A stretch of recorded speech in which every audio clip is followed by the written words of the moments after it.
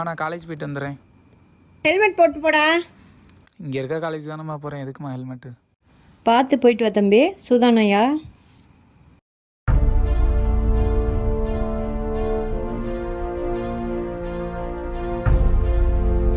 ஏடா இப்போ தான் இங்கே போயிட்டுருக்கீங்க, காலேஜுக்கு லேட் ஆச்சு.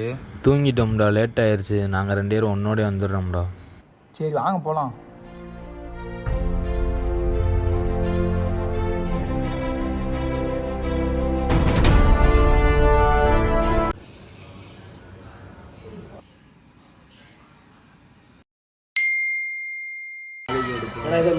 அவனை பற்றி தான்டா மெசேஜ் வந்திருக்கு. என்ன மெசேஜ்னு படிச்சியா? மெசேஜை படிக்கவே இல்லை, அப்படியே ஃபார்வர்ட் பண்ணி விட்டேன். ஏன்டா ஃபார்வர்ட் பண்ண? அதை விட பார்த்துக்கலாம்.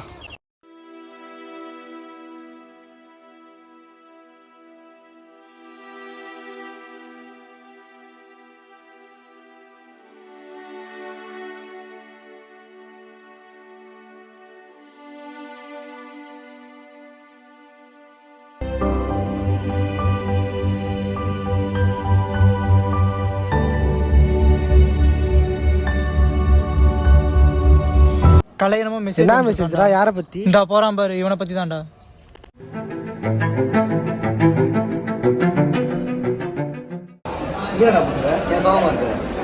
நான் என்னடா தப்பு பண்ணேன்? நான் எந்த தப்புமே பண்ணலடா. என்னை பற்றி ஒருத்தன் ஃபார்வர்ட் மெசேஜ் தப்பாக பண்ணி இப்போ எல்லோரும் என்னைய கலாய்ச்சிட்டு இருக்கிறாங்கடா. எனக்கு கஷ்டமாக இருக்குடா. பாத்தியா, அவன் அப்படி இருக்கிறதுக்கு காரணமே நீ தானே அந்த ஃபார்வர்ட் மெசேஜ் அனுப்புனேன். தெரியாம தானே அந்த மெசேஜ் அனுப்பினேன். விட நானே சாரி கேட்டுக்கிறேன். நான் தான்டா அந்த மெசேஜ் தெரியாமல் ஃபார்வர்ட் பண்ணிட்டேன். சாரிடா.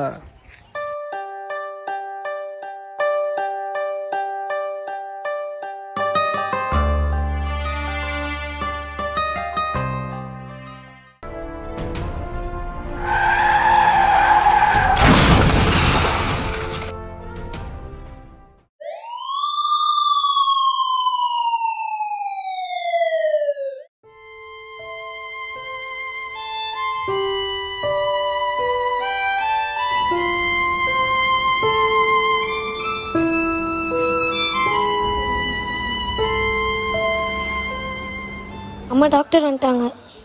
நீங்கள் பயப்படுற அளவுக்குலாம் உயிருக்கு எந்த ஒரு பிரச்சனையும் இல்லை. ஆனால் என்ன, ஹெல்மெட் போட்டிருந்தா தலையில் கொஞ்சம் அடி கம்மியாக இருந்தது. இதுக்குதே தலையாக அடிச்சுக்கிட்டேன். ஹெல்மெட் போட்டு போடா, ஹெல்மெட் போட்டு போடான்னு பையன் கேட்கவே இல்லை பாரு. சரி இந்த அளவோடு சரி பார்த்துக்கங்கய்யா, நான் போயிட்டு வரேன். சரிம்மா, நான் பார்த்துக்கிறேம்மா. டாக்டர் உள்ளே போய் அவனை பார்க்கலாமா? அவங்க ஃப்ரெண்ட்ஸு தானப்பா நீங்கள், உங்கள்கிட்ட கொஞ்சம் நான் பேசணும். அவங்க அம்மா ரொம்ப பயப்படுறாங்கப்பா, அதனால தான் நான் உங்கள்கிட்ட உண்மையை சொல்கிறேன். அந்த பையனுக்கு ஆக்சிடென்ட் ஆனப்போ பிளட் ரொம்ப லாஸ் ஆயிடுச்சு. நெகட்டிவ் பிளட் அர்ஜென்ட்டாக தேவைப்படுது. நீங்கள் அரேஞ்ச் பண்ணுங்கள், என்னால் முடிஞ்சால் நானும் அரேஞ்ச் பண்ணுறேன். சரிங்க டாக்டர், நாங்கள் ரெடி பண்ணுறோம்.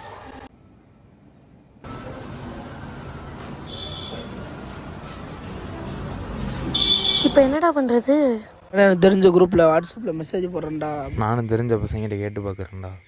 டேய், நம்ம கிளாஸ் பிரபுக்கும் இதே பிளட் குரூப் தான்டா. நான் போய் அவனுக்கு ஃபோன் பண்ண அவனுக்கு. இல்லை, நேர்லேயே போய் நான் அவனை பார்த்துட்டு வரேன். டேய், பிரபாக்கு ஆக்சிடென்ட் ஆயிடுச்சுடா. பிளட் தேவைப்படுதுடா எமர்ஜென்சியாக. உன்னோடது நெகட்டிவ் தானே, ஒழுங்காக வந்து பிளட் கொடு. அவனுக்கு எதுக்கு நாங்கள் பிளட் தரணும்? அவங்க என்ன ஆளுங்க, நாங்கள் என்ன ஆளுங்க? அவனுக்கு பிளட் கொடுத்தா எங்கள் கௌரவம் என்ன ஆகுறது? மச்சான், நம்ம யாரும் பிளட் தரக்கூடாதுடா. இன்னும் எத்தனை நாளைக்கு இந்த கௌரவத்திலே இருக்க போறீங்க? ஒருத்தங்க சாக கிடக்குறான்.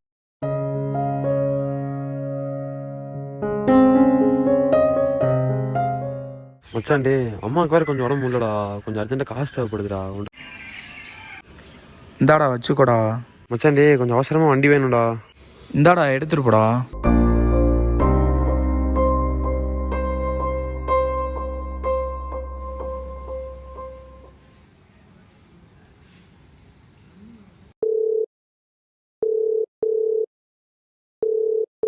ஹலோ ஸ்வேதா, எனக்கு பேசுறது தப்பு தான் ஸ்வேதா. நானே போய் பிளட் பிளட் கொடுத்துட்றேன்.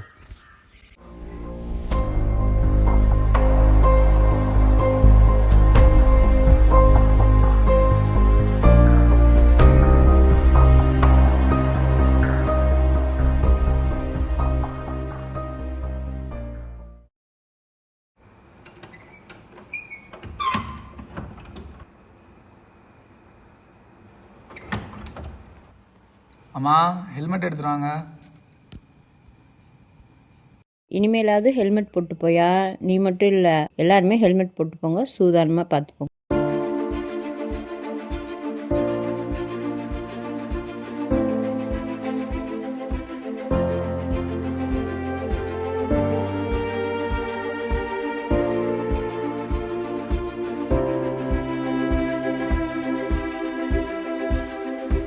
நம்ம ஊர் க்ளீனாக இருக்கணும்னா அதுக்கு கவர்மெண்ட் மட்டும் பத்தாது, நம்ம எல்லோரும் ரெஸ்பான்சிபிலிட்டியாக நடக்கணும்.